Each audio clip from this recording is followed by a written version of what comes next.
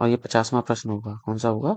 50वां। कि खड़ी बोली में सबसे पहले काव्य सृजन करने वाले कवि हैं, यानी खड़ी बोली में सबसे पहले काव्य सृजन करने वाले कवि कौन से हैं? अमीर खुसरो हैं, सूरदास हैं, तुलसीदास हैं, इनमें से कोई नहीं। तो खड़ी बोली में सबसे पहले काव्य सृजन करने वाले जो कवि हैं वो अमीर खुसरो हैं। कौन है? अमीर खुसरो, यानी ए ऑप्शन इसका सही आंसर हो जाएगा। नेक्स्ट प्रश्न है 52वां, सॉरी 51वां, कि खड़ी बोली हिंदी में सर्वप्रथम रचना करने वाले कवि का नाम है, यानी खड़ी बोली हिंदी में सर्वप्रथम रचना करने वाले कवि का नाम क्या है? जायसी है, जिसे हम मलिक मोहम्मद जायसी कहते हैं, या फिर अमीर खुसरो है, या फिर विद्यापति है, या फिर भारतेंद्र हरिश्चंद्र है, या फिर भारतेंद्र हरिश्चंद्र है। तो खड़ी बोली में हिंदी, यानी खड़ी बोली हिंदी में सर्वप्रथम रचना करने वाले जो कवि हैं वो अमीर खुसरो हैं। कौन है? अमीर खुसरो, यानी हमारा बी ऑप्शन इसका सही आंसर हो जाएगा। नेक्स्ट प्रश्न है, और यह 52वां प्रश्न है, कि मुकरी लिखने का सर्वप्रथम प्रयास किस कवि ने किया था? यानी मुकरी लिखने का सर्वप्रथम प्रयास किस कवि ने किया था? स्वयंभू ने, जगनिक ने, अमीर खुसरो ने, या कुंभन दास ने? तो जो मुकरी लिखने का सबसे पहले जो प्रयास किया गया है वो अमीर खुसरो के द्वारा किया गया है। किसके द्वारा किया गया है? अमीर खुसरो के द्वारा किया गया है, यानी इसका सी ऑप्शन क्या हो जाएगा? सही आंसर हो जाएगा।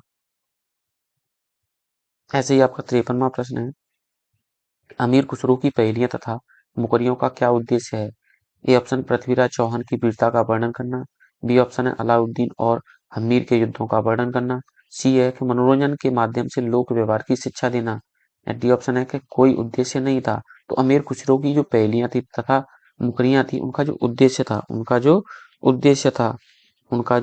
उद्देश्य था वो था मनोरंजन के माध्यम से लोक व्यवहार की शिक्षा, मनोरंजन के माध्यम से लोक व्यवहार की शिक्षा, यानी सी ऑप्शन हमारा सही आंसर हो जाएगा। 54वां प्रश्न है कि निम्न में से कौन शिला कृति, यानी शिलाकित कृति है? पाहुड़ दोहा, प्राकृत, पैगलम, या राउलवेल, या वर्ण रत्नाकर? तो जो शिलांकित कृति है वह आपकी हो जाएगी प्राकृत पैंगलम, यानी बी ऑप्शन इसका सही आंसर हो जाएगा। 55वां प्रश्न है कि राउल बेल किस तरह की रचना है? यानी जो राउल बेल है वो किस तरह की रचना है? ये ऑप्शन है गद्य पद्य मिश्रित चंपू है, बी है कि शुद्ध काव्य है, सी है कि नाटक है, डी है कि प्रेमाख्यानात्मक प्रबंधन काव्य है। तो राउल बेल है वह एक तरह की आपकी जो रचना है वह गद्य पद्य मिश्रित चंपू काव्य है। क्या है? गद्य पद्य मिश्रित चंपू काव्य है। क्या? राउल बेल क्या है? राउल बेल एक गद्य पद्य मिश्रित चंपू काव्य है। क्या है? चंपू।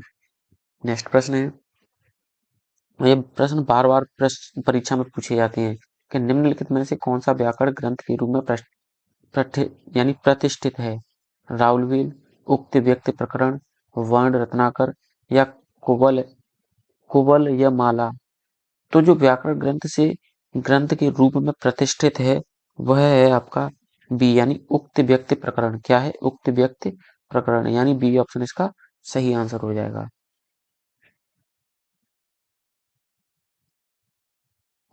57वां प्रश्न है कि उक्त व्यक्ति यह ग्रह है, महाकाव्य है, अ, महाकाव्य है, गहाकाव्य है, या छंद है, या व्याकरण है?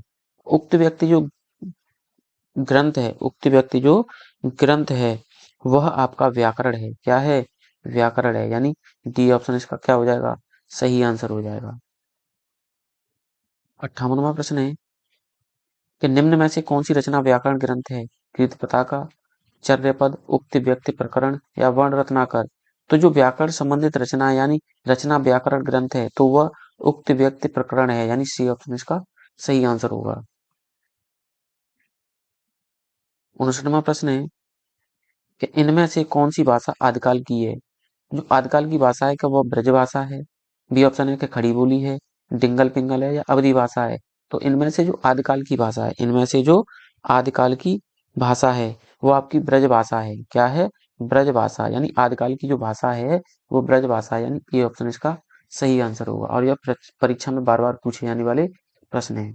और 60वां प्रश्न है कि रासो ग्रंथ किस का भाषा में लिखे गए थे? खड़ी बोली में, ब्रजभाषा में, अवधि में, डिंगल पिंगल में? तो जो रासो ग्रंथ लिखे गए थे वह डिंगल पिंगल भाषा में लिखी गई थी। किस में लिखी गई थी? डिंगल पिंगल भाषा में लिखी गई थी, यानी डी ऑप्शन इसका सही आंसर हो जाएगा। 61वां प्रश्न है कि चारण साहित्य किस साहित्य का दूसरा नाम है? सिद्ध साहित्य का, नाथ साहित्य का, जैन साहित्य का, रासो साहित्य का।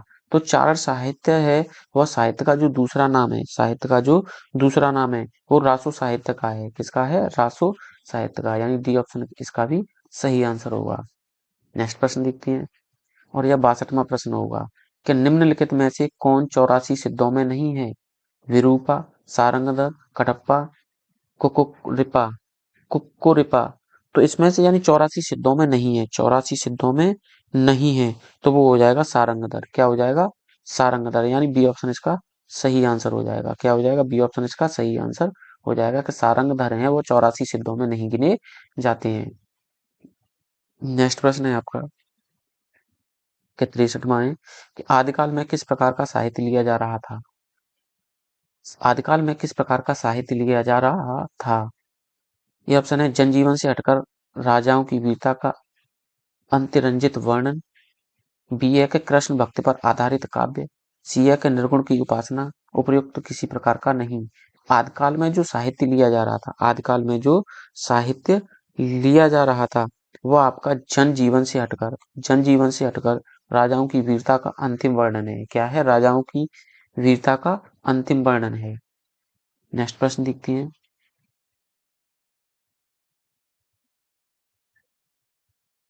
64वां प्रश्न है कि वीरगाथा कालीन रासो काव्यों में निम्नलिखित में से किस विषय विषय का वर्णन नहीं है? आश्रयदाताओं का अंतर रंजनापूर्ण वर्णन, इतिहास और कल्पना का सम्मिश्रण, कृष्ण लीला का प्रतिपादन, युद्धों का सजीव एवं गत्यात्मक वर्णन। तो वीरगाथा काल में रासो काव्यों में निम्नलिखित में से किस विषय यानी जिस विषय का वर्णन नहीं है वो आपका हो जाएगा कृष्ण लीला का प्रतिपादन, कृष्ण लीला का प्रतिपादन, यानी सी ऑप्शन इसका सही आंसर होगा। और यह परीक्षा में बार बार पूछे जाने वाले प्रश्न है। 65वां प्रश्न है आपका कि हिंदी साहित्य के 700 से 1400 ईस्वी के कालखंड को ग्रियर्सन ने क्या नाम दिया है? संधिकाल, चारणकाल, प्रारंभिक काल या अपभ्रंश काल? देखो फिर दोबारा पढ़ो कि हिंदी साहित्य के 700 ईस्वी से 1400 ईस्वी के कालखंड को ग्रियर्सन ने क्या नाम दिया था? तो यह जो नाम दिया है तो वो चारणकाल दिया है। क्या दिया है? चारणकाल, यानी बी ऑप्शन इसका सही आंसर होगा। क्या होगा? बी ऑप्शन इसका सही आंसर होगा। नेक्स्ट प्रश्न देखते हैं, और यह 66वां है कि बीसलदेव रासो में किस शैली का प्रयोग किया गया था? श्रृंगारिक, आख्यान, गेय या प्रबंध? तो जो बीसलदेव रासो है इसमें जो शैली का प्रयोग किया गया है तो वो गेय शैली का प्रयोग किया गया है। किसका? गेय शैली का प्रयोग किया गया है, यानी सी ऑप्शन इसका सही आंसर होगा। ऐसे ही आपका 67वां है बीसलदेव रासो के रचयिता हैं। जो बीसलदेव रासो के रचयिता हैं ये ऑप्शन में है चंद्रबरदाई, बी ऑप्शन में है जगनिक, सी में है नरपतनाल और डी में है स्वयंभू। तो जो बीसलदेव रासो के जो रचयिता हैं वो नरपतनाल हैं। कौन है? नरपतनाल है, यानी सी ऑप्शन इसका सही आंसर होगा। 78वां प्रश्न है कि निम्नलिखित रासो ग्रंथों में से कौन सा काव्य एक प्रेम काव्य का या श्रृंगार काव्य है? बीसलदेव रासो, परमाल रासो, पृथ्वीराज रासो, जय मयंक जस चंद्र का। तो यानी जितने भी रासो ग्रंथ दिए गए इनमें से जो प्रेम काव्य का श्रृंगार काव्य है, प्रेम काव्य का जो श्रृंगार काव्य है वह कौन सा हो जाएगा? तो वह जो हो जाएगा बीसलदेव रासो हो जाएगा। कौन सा हो जाएगा? बीसलदेव रासो, यानी ए ऑप्शन इसका सही आंसर होगा। 70वां प्रश्न है कि निम्नलिखित में से किस रासो काव्य का मूल वर्णन विषय वीर रस न होकर श्रृंगार रस है? ए ऑप्शन है खुमार रासो, बी ऑप्शन है पृथ्वीराज रासो, सी ऑप्शन है बीसलदेव रासो, डी ऑप्शन है परमाल रासो। तो इनमें से रासो काव्य का मूल वर्ण विषय वीर रस न होकर श्रृंगार रस है। तो जो श्रृंगार रस है वो बीसलदेव रासो का है। किसका है? बीसलदेव रासो का है, यानी सी ऑप्शन इसका सही आंसर हो जाएगा। और सबसे फास्ट आंसर आ रहे हैं आपके, ये है 72वां कि किस रासो ग्रंथ को आला खंड के नाम से भी जाना जाता है? यानी किस रासो ग्रंथ को आला खंड के नाम से भी जाना जाता है? चंद्रबरदाई का पृथ्वीराज रासो, नरपतनाल का बीसलदेव रासो, जगनिक का परमाल रासो और दलपत विजय का खुमार रासो। तो जो आला खंड के नाम से जाना जाता है, जो आला खंड के नाम से जाना जाता है तो यह जगनिक का परमाल रासो है। सी ऑप्शन इसका सही आंसर हो जाएगा। जगनिक का परमाल रासो है, यानी सी ऑप्शन इसका सही आंसर है। 73वां प्रश्न है, उत्तर प्रदेश में आलाखंड के नाम से कौन सा काव्य प्रचलित है? ए ऑप्शन है हम्मीर रासो, बी ऑप्शन है परमाल रासो, सी ऑप्शन है पृथ्वीराज रासो, डी ऑप्शन है खुमान रासो। तो उत्तर प्रदेश में आलाखंड के नाम से जो काव्य प्रचलित है, जो काव्य प्रचलित है, तो वो हो जाएगा परमाल रासो। क्या हो जाएगा? परमाल रासो, यानी बी ऑप्शन इसका भी सही आंसर होगा। 74वां प्रश्न है, आला और ऊदल के चरित्र को वीर गीतात्मक काव्य के रूप में रचने वाले कवि कौन है? भट्ट केदार, श्रीधर, जगनिक, चंद्रबरदाई। तो आला और ऊदल के चरित्र को यानी वीर गीतात्मक काव्य के रूप में जो रचने वाले कवि हैं, वो जगनिक हैं। कौन है? जगनिक, यानी सी ऑप्शन इसका सही आंसर हो जाएगा। 75वां प्रश्न है कि आलाखंड नामक काव्य ग्रंथ का दूसरा नाम है कुमार रासो, विजयपाल रासो, हम्मीर रासो या परमाल रासो। तो आलाखंड नामक काव्य का जो दूसरा नाम है वो परमाल रासो है। क्या है? परमाल रासो, यानी डी ऑप्शन इसका सही आंसर होगा। ऐसे ही 76वां प्रश्न है कि आलाखंड का दूसरा नाम है परमाल रासो, विशलदेव रासो, खुमान रासो या हम्मीर रासो। तो आलाखंड का जो दूसरा नाम है वो परमाल रासो है, जैसा कि मैंने अभी नेक्स्ट पहले बताया था, यानी ए ऑप्शन इसका भी आंसर सही हो जाएगा। 77वां प्रश्न है कि परमाल रासो काव्य कृति के कवि का नाम क्या है? ये ऑप्शन है नल्ल सिंह भट्ट, जगनिक, हेमचंद या सारंगधर। तो जो परमाल रासो है, जो काव्य कृति है, इसके जो कवि का नाम है वो आपका हो जाएगा जगनिक। क्या हो जाएगा? जगनिक, यानी बी ऑप्शन इसका सही आंसर हो जाएगा। नेक्स्ट प्रश्न है, और 78वां प्रश्न है कि आला और ऊदल नामक दो वीर सरदारों की वीरता पूर्वक लड़ाइयों का जो वर्णन मिलता है वो कहाँ मिलता है? ये ऑप्शन में है कि परमाल रासू में, सी में है कि खुमार रासू में, यानी बी में है कि खुमार रासू में, और सी में है पृथ्वीराज रासू में, और डी में है हम्मीर रासू में। तो आला ऊदल नामक जो दो सूरवीर हैं, उन जो सरदार हैं, उनकी जो लड़ाइयों का वर्णन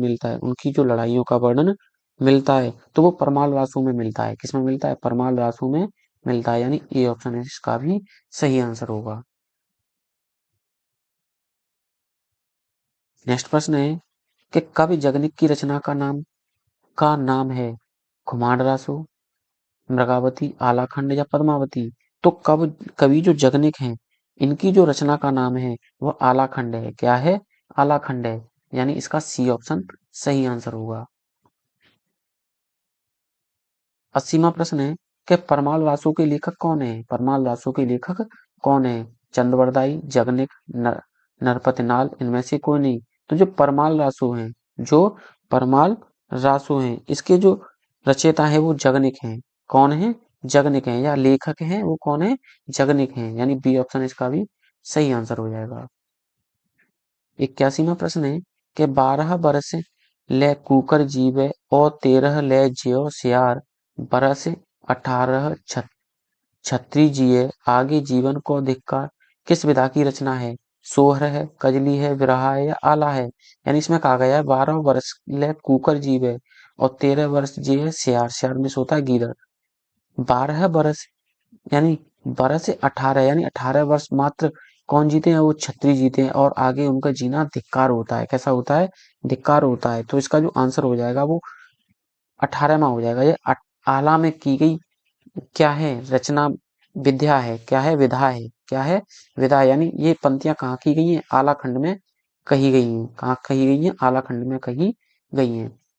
82वां प्रश्न है कि वीर गाथा काल के प्रसिद्ध प्रबंध काव्य का क्या नाम है? पद्मावत, कामायनी, पृथ्वीराज रासो, रामचरितमानस। तो जो वीर गाथा काल के प्रसिद्ध प्रबंध काव्य का जो नाम है, तो वो हो जाएगा आपका पृथ्वीराज रासो। क्या हो जाएगा? पृथ्वीराज रासो, यानी सी ऑप्शन इसका सही आंसर हो जाएगा। क्या हो जाएगा? सी ऑप्शन इसका सही आंसर हो जाएगा।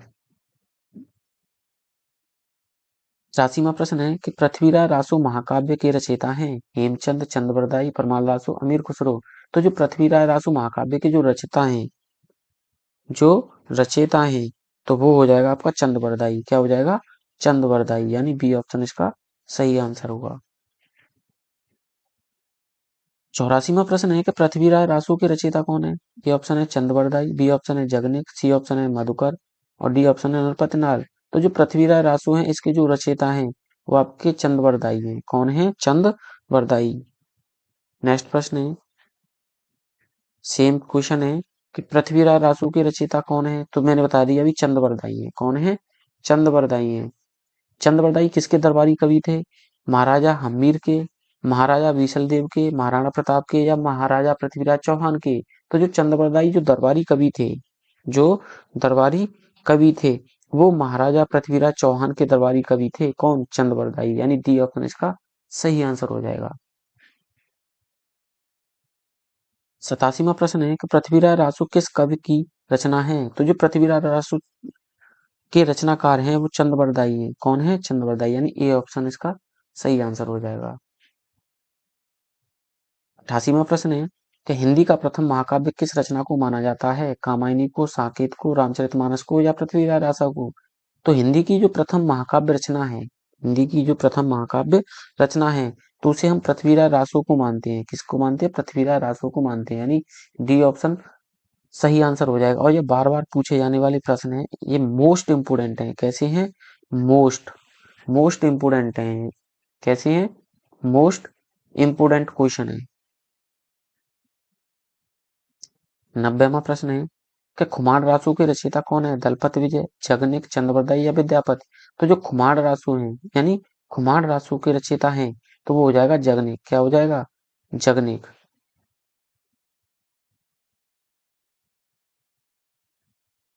सॉरी, दलपत विजय होगा इसका। क्या होगा? दलपत विजय। यानी बी ऑप्शन इसका गलत हो जाएगा और ए ऑप्शन इसका सही आंसर हो जाएगा। 91वां प्रश्न है, आदिकालीन हिंदी काव्य धारा में उपलब्ध नहीं है। जैन साहित्य, सिद्ध साहित्य, सिख साहित्य या नाथ साहित्य? तो आदिकालीन हिंदी काव्य धारा में जो उपलब्ध नहीं है, जो उपलब्ध नहीं है तो वो सिख साहित्य है। क्या है? सिख साहित्य है।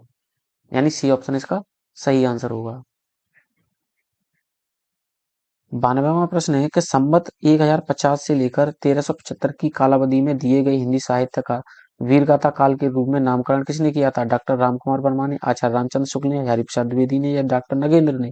तो संवत 1050 से 1375 ईस्वी की कालावधि में जो नामकरण किया है, जो नामकरण किया है वीरगाथा काल का, तो वो जो व्यक्ति थे, वो जो व्यक्ति थे वो आचार्य रामचंद्र शुक्ल थे। कौन थे? आचार्य रामचंद्र शुक्ल। यानी बी ऑप्शन इसका सही आंसर हो जाएगा।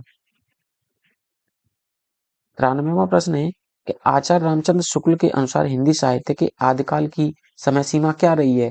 विक्रम संवत 1050 से लेकर विक्रम संवत 1375 तक। बी ऑप्शन में है सन 1050 से सन 1375 तक।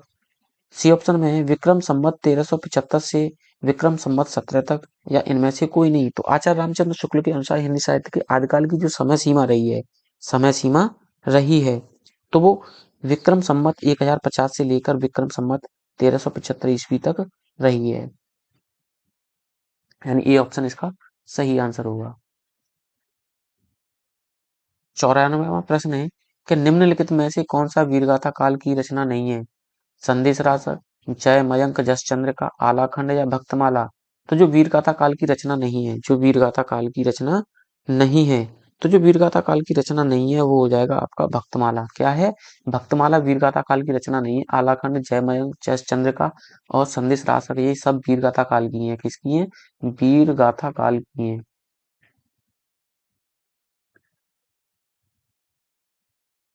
यानी ए इसका डी ऑप्शन क्या हो जाएगा? सही हो जाएगा। 95वां प्रश्न है कि इनमें से कौन सा कवि आदिकाल का नहीं है? चंद्रबरदाई, जगनिक, नावादास, दलपत विजय? तो इनमें से आदिकाल का जो कवि नहीं है, इनमें से जो आदिकाल का कवि नहीं है तो वो नावादास नहीं है। कौन नहीं है? नाभा दास नहीं है। यानी सी ऑप्शन इसका सही आंसर हो जाएगा। क्या हो जाएगा? सही आंसर। ऐसे ही 96वां प्रश्न है कि इनमें से कौन सी रचना आदिकाल की नहीं है? यानी सॉरी, इनमें से कौन सी रचना आदिकाल की है? सूरसागर, विद्यापति, पदावली, बीजक या भ्रमर गीत? तो इनमें से जो आदिकाल की रचना है, इनमें से जो आदिकाल की रचना है वो विद्यापति की पदावली है। क्या है? विद्यापति की पदावली है। यानी बी ऑप्शन इसका सही आंसर हो जाएगा। 97वां प्रश्न है कि आदिकालीन साहित्य का प्रमुख रस है? शांत रस, हास्य रस, करुण रस या वीर रस? तो जो आदिकालीन साहित्य का प्रमुख रस है, आदिकालीन साहित्य का जो प्रमुख रस है वो वीर रस है। क्या है? वीर रस है, यानी डी ऑप्शन इसका सही आंसर हो जाएगा। 98वां प्रश्न है कि विद्यापति ने कुल कितने ग्रंथों की रचना की है? 10 की, 12 की, 16 की या 14 की? तो जो विद्यापति ने कुल ग्रंथों की जो रचना की है वो 14 की है। कितने की है? 14 की है। नेक्स्ट प्रश्न है 99वां कि विद्यापति के पद किस भाषा में रचित हैं? पहाड़ी में, मैथिली में, अवधी में या पिंगल में?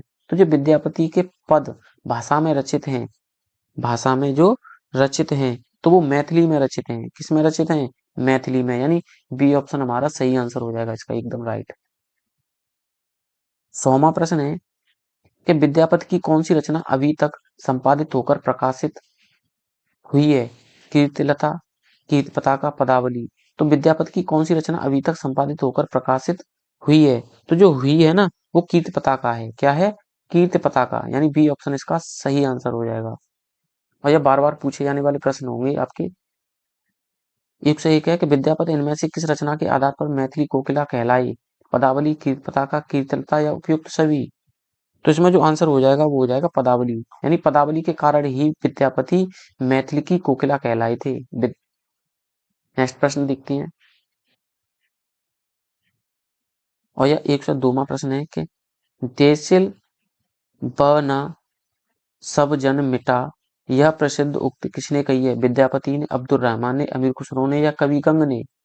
जो देसिल ब न सब जन मिटा, यह प्रसिद्ध उक्ति है, तो इसके जो रचनाकार हैं, उक्ति जो दी है वो आपकी विद्यापति ने दी है। किसने दी है? विद्यापति ने, यानी ए ऑप्शन इसका सही आंसर हो जाएगा। नेक्स्ट प्रश्न है आपका, और यह 103वां प्रश्न है कि इनमें से कौन सा कवि अभिनव जयदेव की उपाधि से विभूषित है? विद्यापति, सूरदास, नंददास या कुम्मन दास? तो जो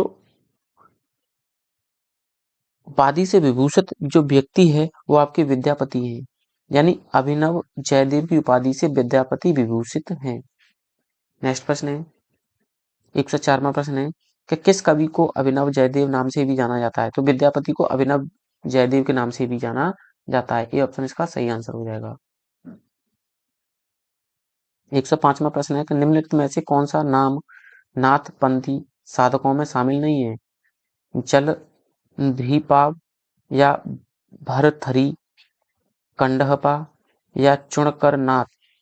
तो जो नाथपंथी साधकों में जो शामिल नहीं है, तो वो आपके जो शामिल नहीं है, तो वो कंडहपा, यानी सी ऑप्शन इसका सही आंसर हो जाएगा। नेक्स्ट प्रश्न है 106वां प्रश्न है कि निम्नलिखित में से किसका संबंध सिद्ध साहित्यों में नहीं है?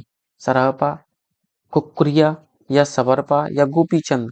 तो जो सिद्ध साहित्यों में नहीं गिना जाता है, सिद्ध साहित्यों में नहीं गिना जाता है, वो गोपीचंद है। कौन है? गोपीचंद, यानी डी ऑप्शन इसका सही आंसर होगा। 107वां प्रश्न है कि सरहपा का संबंध निम्न में से किससे है? सिद्ध साहित्य से, रासु काव्य से, नाथ साहित्य से या जैन साहित्य से? तो सरहपा का जो संबंध है वो सिद्ध साहित्य से है। किससे है? सिद्ध साहित्य से है, यानी ए ऑप्शन इसका सही आंसर हो जाएगा बिल्कुल। 108वां प्रश्न है कि नाथ पंथ के प्रणेता कौन थे? आदिनाथ, बी ऑप्शन है मच्छिंद्र नाथ, सी है गोरखनाथ और डी है चुणकर नाथ? तो जो नाथ पंथ के जो प्रणेता हैं, नाथ पंथ के जो प्रणेता हैं, तो जो आपके प्रणेता हैं वो आदिनाथ हैं। क्या है? आदिनाथ है, यानी ए ऑप्शन का सही आंसर हो जाएगा। और ये बार बार पूछा जाने वाला प्रश्न है, मोस्ट इंपोर्टेंट है। कैसा है? मोस्ट इंपोर्टेंट है, मोस्ट इंपोर्टेंट। 109वां प्रश्न है कि गोरखनाथ के गुरु का नाम बताएं। गोरखनाथ के गुरु का नाम बताएं। मतेंद्रनाथ, गोपीचंद या चौरंगीनाथ या चुणकरनाथ? तो जो गोरखनाथ के जी के जो गुरु थे वो मतेंद्रनाथ थे।